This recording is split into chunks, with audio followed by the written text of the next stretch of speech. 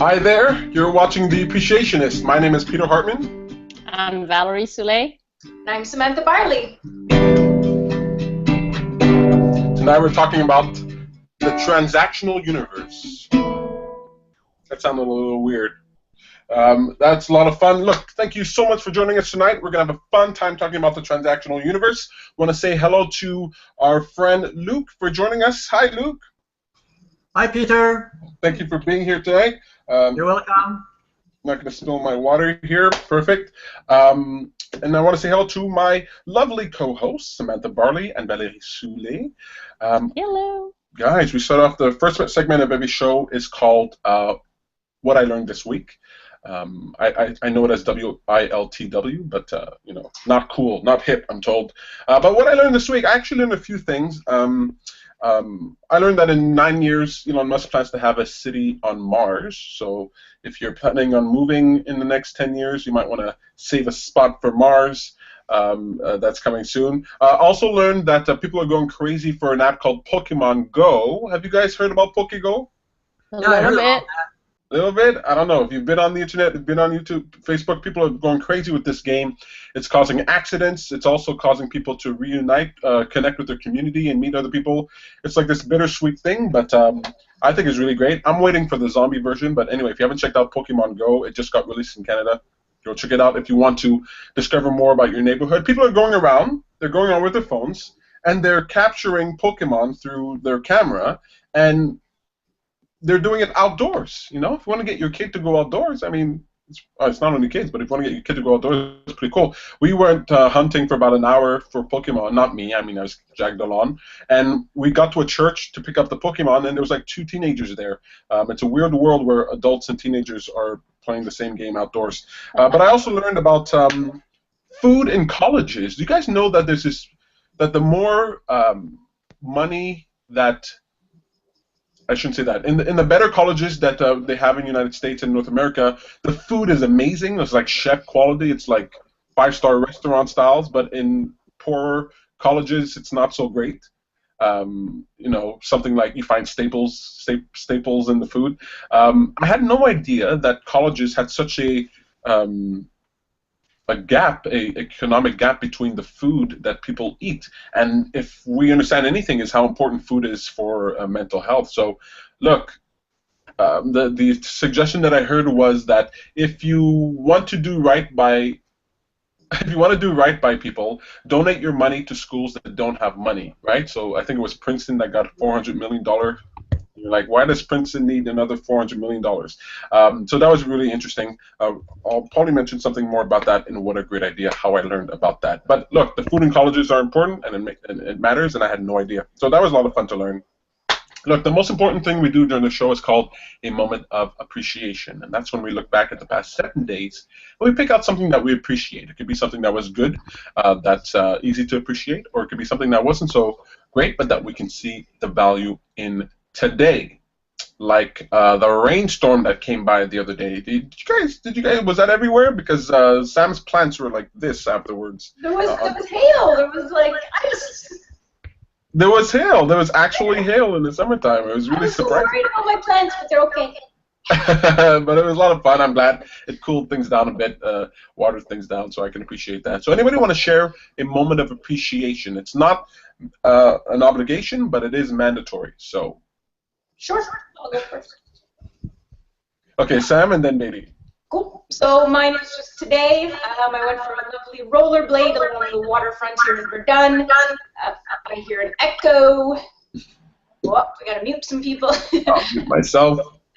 Yeah, so I went for a rollerblade along the waterfront here in Verdun. I went to my favorite spot, which is the La Salle Rapids, I suppose, and just sat there for a little while, and then I rollerbladed to my outdoor session, which was by the water. So I was just really appreciating, you know, being able to be outdoors during the summer. I know a lot of people are stuck in offices, and I'm not, so it's pretty enjoyable. Yeah.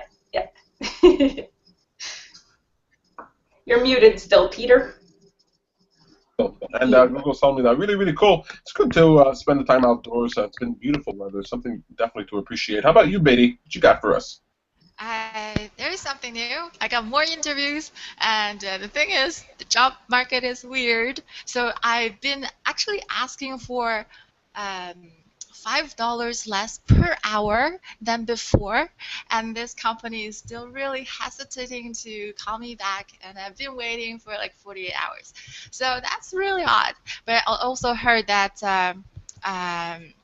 well, I'm going to face a lot of rejections, and the fact that I'm rejected is not necessarily a bad thing, because maybe there is a better opportunity there that I don't know about yet.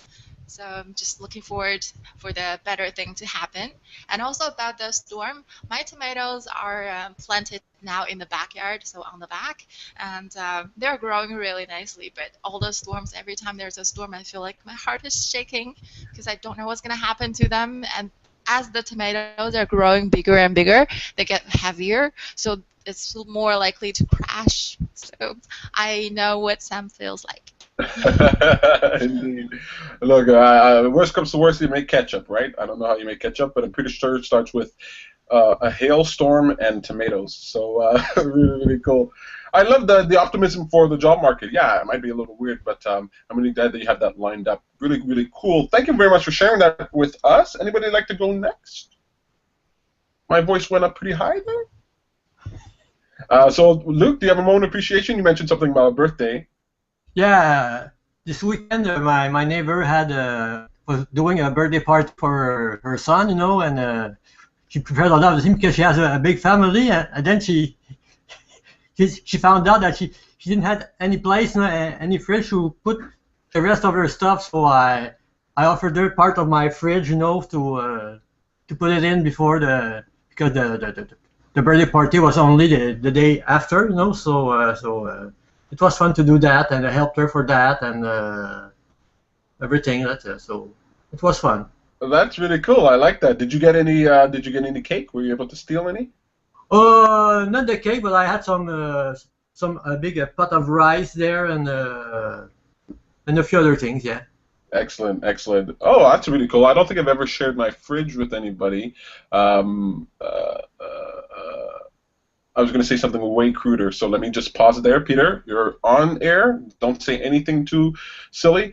We'll let Val do that. Val, what's up with you? Would you have a moment of appreciation? I'm going to try not to be too silly. Yes, well, you guys were there. We attended the birthday party on Friday night to a friend's house, and it was really nice. I think there were 8 or 9 of us, and it was really, really hot before we got there, but then there was a storm. Not everybody saw it that day, but I did as I was going there, and it was actually quite nice in her apartment. We had great food. Everybody brought really good food. Everybody made it, and so it was beautiful and fun conversation. Most of the time, just one conversation for all of us, and laughter, and it was just comfortable, easy, and just great company. So good time. Excellent. Definitely. That was a lot of fun. Let me ask you, you said something. Is it unusual that you have one conversation for everybody, or does it usually like break up into things? I don't go to parties much. I realized it after, but when there's 8 or 9, yeah, when there are 8 or 9 people, I think that you would at least have probably, 2 or 3 conversations. It depends, but it was nice that most of the time it was one. So I don't know. I just thought about it afterwards. No, I agree. Now that you say it, it popped into my head. Yeah, it was a little interesting how I guess because we were all sort of connected in some way, we could relate. It wasn't a bunch of strangers, so that made it easier to gab. But the conversation, you're talking about one conversation, we had like 50 topics back and forth, so that was a lot of fun. That was definitely part of my moment of appreciation. I'm pretty sure Sam too. Thank you so much for sharing that. Birthday parties are really a lot of fun. We had fun at our picnic. We had a social potluck picnic this past Sunday, I think it was. I don't know why my voice isn't going up so high, but we had a ton of fun. Kite flying. I think there's a video we're going to be posting online soon, hopefully, about it. Great people, new people, regulars, great food, tons of it. So that was a lot of fun. Picnic in the park. I don't know, man. Does it get any better than that? Maybe next to a lake? I don't know. Actually, Sam is working on something really hard about trying to get a retreat going for next month up somewhere. Is it north? I don't know if it's north, but a retreat in this place, this beautiful place. So I'm looking forward to more outdoor stuff. That'll be a lot of fun. Guys, great moments of appreciation, birthday parties, jobs, rainstorms, picnics. It's all really cool. I was gonna look. I can't help but say. I was gonna say share my bed. Okay, I haven't shared my fridge, but I've shared my bed. All right. Okay, is that weird to say? Not weird. No, it's perfectly normal. Okay, good. Look, today we're going to be talking about the transactional universe, but before we get to that, I want to tell you about a great idea, a segment we called What a Great Idea. That's where I point you towards a product, a service, a person, a website, an app, something out there that deserves your attention, because whatever we give our attention to becomes... Everybody's on mute, so they're saying it in a greater part of our experience. There you go. Well, we saw your lips moving, so I'm really happy about that. We'll get there. We'll get there. So this week's What a Great Idea. Oh my God, I can't tell you how happy I am about this. Maybe because I'm saying that way, Sam will know what I'm talking about. But okay, so I have this thing where anything that I really want sort of just happens on its own, just like it always just occurs. If there's a show that I want created, a movie, a product out there, if I really honestly generally want it deep down in my heart, I don't have to do anything about it, it just pops up. And I'm obsessed. Anybody knows me for a little while knows I'm obsessed with Malcolm Gladwell. And he had another book come out, but I wanted to hear more from him. I like hearing him tell stories. I love hearing him speak, and there aren't an infinite amount of content online on YouTube and things like that for me to find. Lo and behold, Malcolm Gladwell started a podcast called Revisionist History. It's a free podcast. You can find it on iTunes. You can find it online at revisionisthistory.com.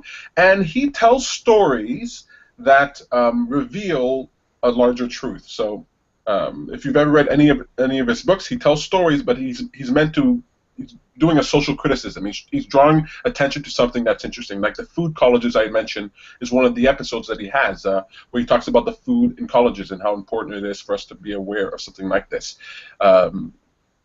Revisionist history, if you love storytelling, if you want something to listen to as you're out about or even going to sleep, the way this podcast is done is professional, it's excellent, it's wonderful, it's educational, and that's really, really important. So if you haven't read any of his books but you'd like to get started, or you've heard me talk about him, go check out Revisionist History. Can you tell how happy I am about it? Because I am just so pleased.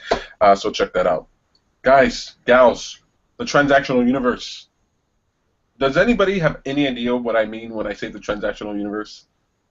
No? Beidi's shaking her head no. Sam's nodding yes a bit. Val, is that familiar to you at all? Or? Well, not that it's familiar to me, but I have an idea a bit. I mean, it's just we have transactions every day, all the time. We're always exchanging stuff, and yeah. So in many ways, in different fields or dimensions, you could even say so. Absolutely, absolutely right. Luke, when I say the transactional universe, no wrong answer here. What does that make you think of? Well, it makes me think of if we want to use the law of attraction, the things we ask, we have to give something in return or something like that, or that's what comes to my mind. I love that. Absolutely. The act of creation is an act of giving, and that's sort of a core principle of what we want to talk about. This actually, the transactional universe, is going to be a concept that we're going to be talking about at Exchange this weekend on Saturday. So we're going to dive into it deeper there. Beidi, you want to say something? Oh, sorry. I just saw your hand go up. So yeah, we're going to dive into it more there, but absolutely right. It is about relationships. It is about this exchange. Now, I have to say something very important here right off the top. Maybe you gals don't know about it, but there's this thing called, I don't know if I have it exactly right, but I think it's called the prosperity doctrine or something like that, where you have these ministers or these people who convince people, if you want to make $1 million, send me 50,000. That will show God that you are giving, that you truly are giving. So there are people giving their whole nest eggs, they're giving their whole life savings in order to get the money to deal with their surgery or whatever it is. Now, that is not at all what I'm talking about, okay? So the one people say, give, and that's not what I'm saying, okay?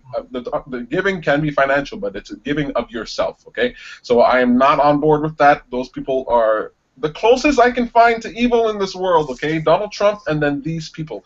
I'm just picking on them. But I'm not talking about dumping your life savings into something. What I am talking about when we talk about the transactional universe is exactly what Val is saying. That there's an exchange happening in your environment, right? Actually, let me ask you this. This goes for Beidi and Sam. You guys plant tomatoes, okay? When you're planting the tomatoes, is there something that you're getting out of the process of planting the tomatoes? I mean, besides the tomatoes themselves. Like, if a machine planted tomatoes or you plant tomatoes, is it different? Maybe. Work that we put into it and the expectation of looking to see it grow a bit every single day, and then there is the joy from like after a storm, oh, my tomato are still there. I really like that. And is there like a lazy way to plant tomatoes? Like, can you do it well or do it poorly? Like, does that exist, or is it like very straightforward? Well, I think, well, as to me, because I want to grow it, I just want the best results. I would not slack off on any day. Very cool. And Sam?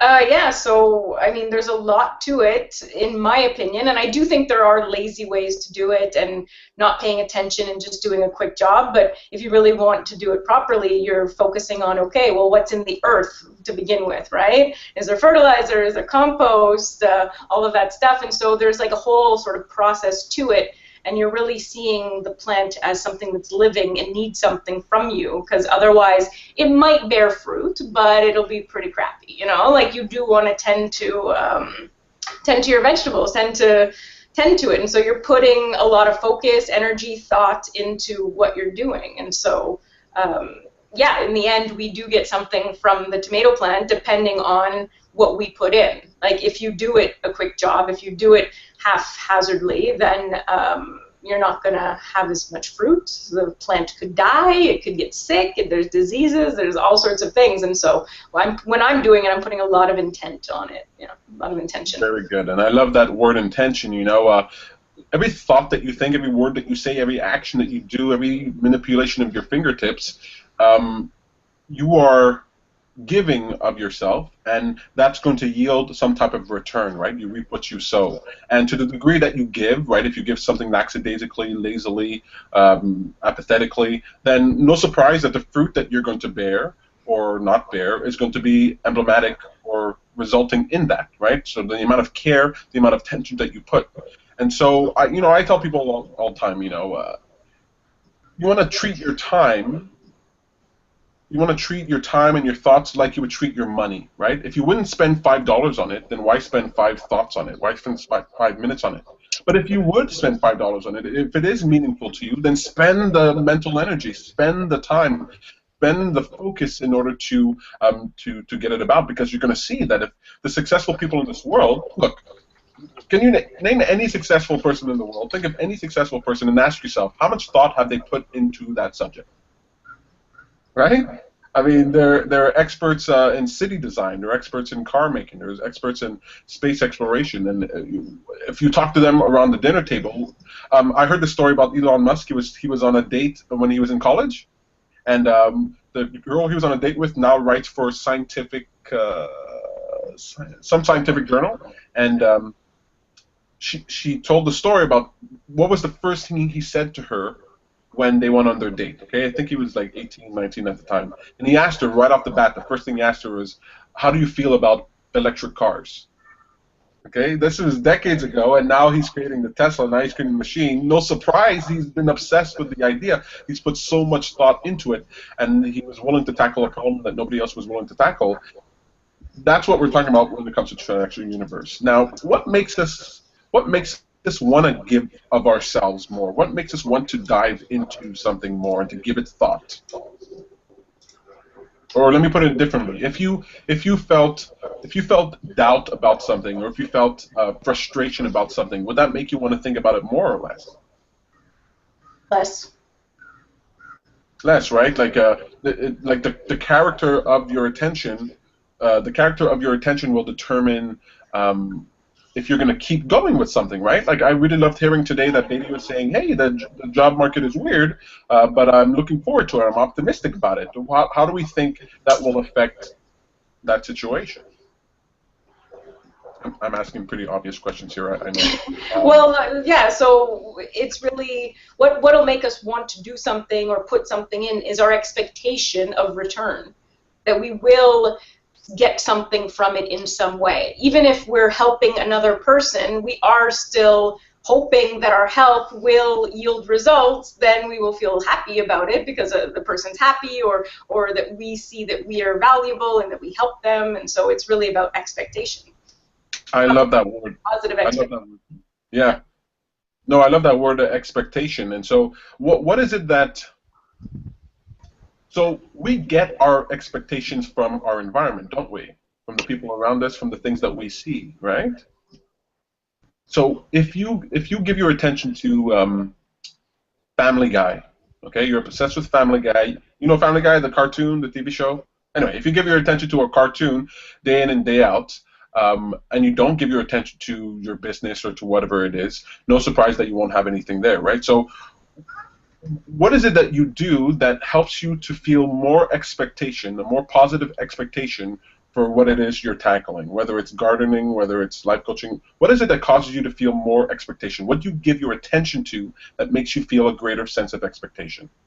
Maybe I think it's the thought of what we actually want. For those people who constantly ask themselves, what do I want? Like, I've been doing this for the past couple of days. Yeah, so the questioning process makes me more clear about the expectation I'm going to get. So that's it. Very good. I like that. So you give your attention to thoughts that match what you would prefer, right? So you think about the thoughts of what you prefer. That's perfect. Is there anything external that we can give our attention to that increases our level of expectation? Success stories? Success stories, absolutely, right? You go online, you look for success stories, whether on video or text, you check that out. Absolutely. You give your attention to people who have experienced similar things to you, right? It gives you this positive sense of expectation. There's a documentary on Netflix right now. I haven't watched it, and I won't watch it. Not because it's bad, just because it's Tony Robbins. Not because he's bad, it's just that he's too similar to me. And his thing is called I Am Not Your Guru. Right? I am not your guru. Now, I don't know what my expectation is there because he's standing like this when he says it. But if you give your attention, if you start listening to Tony Robbins, for example, you might gain expectation about your success, right? So we listen to motivational speakers. We listen to storytellers. We listen to entrepreneurs, right? Do we also listen to our friends? Do we also elicit or evoke from our friends and family their success stories? Can I add something? Yeah. When you were saying, okay, our level of expectation, but I think even if we have doubt, but we're really interested in something, we're very curious about something, then even through the doubt, through the fear, whatever, your interest and your desire is just going to be bigger, and will just you know, get you to go further and look for more, and it's just, you know, it will give you more of an impetus, I guess, if that's the right word. Absolutely, exactly. And I love that you said that, because sometimes I tell people to follow their passion, and that can feel intimidating. Maybe you've experienced this. Some people are intimidated by the idea of finding their passion. But if you give your attention to what you're curious about and what you're interested in, that is a wonderful and meaningful way to invest your time, to transact with the world around you. Right, to your interest and curiosity. Luke, do you give your attention to your curiosity? How much space in your life do you have for what you're curious about?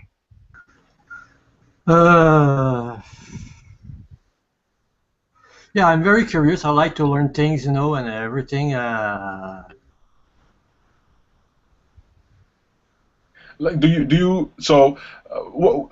Okay, so we're hopefully, I'm hoping that we're all curious about something, right? Mm-hmm. And I'm wondering, when you give your curiosity attention to what you find curious, do you feel like that is a productive use of your time? Yes, I think so. Yes, because I learn more, so everything I learn, I can find use to it later on. So yes, I think it's it's useful for me. Yes. Perfect. And what Luke is saying there, which is a perfect place for us to end, is he sees the value in what he's giving his attention to. And when we use the word transactional, I'm really using that word to borrow from the idea of money, right? And so it doesn't matter how much money you have. If you have curiosity, if you have interest, and you give that your attention, it becomes valuable, and it really does affect your life. And if you watch The Appreciationist for any length of time, you know that certainly the people in this room give their attention to that, and it has bore fruit for us. Sometimes that fruit ends up in a rainstorm with hail on it, but hey, better to have that than nothing. Look, there's so much more that we can talk about when it comes to this subject. We're going to have to wrap this up here. Before we get to let's get to our last segment. What's for dinner? What did you eat in the last 7 days that you enjoyed, or what are you about to eat this evening if you haven't eaten yet? I'll go. So mine is the potluck, the birthday party that you guys were talking about. So it's part of my moment of appreciation, but it's also what's for dinner, because it was just wonderful food, all sorts of homemade salads and dips, and I don't know, like my mouth was just so happy, all sorts of fruits. And, like even that night I was like just like nonstop saying this is like the best thing ever, this is the best food ever, like everything just made it, you know, the people around, everything made the food taste so much better, and there was love in there, and yeah, so that's definitely mine. Yeah. Very cool. Well, food spiced with love is always really good. Val, you had something? Yes, sorry, I'm just trying to deal with my cat on the balcony. She doesn't know if she wants to come in or not. I had lunch with my aunt yesterday, my beautiful aunt who's so generous, and we just went to a Thai restaurant on the terrace somewhere on the South Shore, and I had a pad thai with the chicken, and so it was just delicious, and we had so much of it that I had it again for supper because I had so much left over. So it was really, really good. Just thinking about it now, I could eat it again. Definitely. Pad Thai, our friend here, Beidi, was talking about Pad Thai before. Is it still that for you, or you got something else? I went for Indian food on the weekend. It was really good, except for it's not as good as there's another place that I've been before, which is in West Island. They're both in West Island. The really good place is a very small family-owned restaurant. It's on Dissource and Guan. I don't know if you guys know, but it's called Bombay Chupati. It's the best Indian food in Montreal. Excellent, excellent. Good to know. I'm going to have to cut you off there because you're going to make Sam super hungry for Indian food anytime she gets on that kick. I'm actually making myself Indian food tonight. Oh, yeah, okay. Yeah. What about you, Luke? Well, at the birthday party there, she made some Asian food there. She had some, what she called griot. It's a kind of beef wrapped up and baked in the oven and things like that, and it was very, very, very nice, very good. Excellent, wonderful. That sounds really tasty. At the potluck picnic, somebody brought a wonderful lady brought oyster sauce, homemade oyster sauce, and oh, it was so delicious. In fact, that's what I'm gonna eat. I'm gonna eat some of that tonight. So it was really, really good. I didn't even know oyster sauce existed. I should have put that as what I learned this week, that oyster sauce exists. Anyway, look. If you let's just let you know quickly what's coming up on our calendar, then I'll let you guys go real quick. Tomorrow we have Sam has something. So tomorrow I have, so this is posted in Law of Attraction Montreal and Self-Discovery. It's called Manifesting Our Desires. It's a community discussion, so we're going to talk all about how to use the Law of Attraction to our advantage to manifest all the things that we want. And so it's a community discussion out on Mount Royal. There's, it's unlimited space, so come on down. Excellent. And Val, you have a meetup next week? The basics, I think it is. It's the basics of the. Sorry, guys. Yes, it's on Friday. I forgot to mute it, then I didn't do it right. It's on Friday night at 6:30 at Vigo. It's the basics of the Law of Attraction, a repeat of the one I did last week in French, and this one's going to be in English on Friday. Excellent. Definitely check that out. That's next Friday, the 29th. This Saturday, we have a great event coming up called Exchange, the powerful truth about the creation process. We're going to talk more about the transactional universe. We have amazing panelists and speakers that are going to be up there today. So if you have some time on this Saturday, definitely come and check that out. You can find out all this information at thelawofattraction.ca. You can also find out back episodes of this show on theappreciationist.com. You want to find out more about Samantha, go to samanthabarley.com. If you want to find out more about Valerie Soule, go to thepowerofemotions.ca. You can check out my website at peterpaulhartman.com.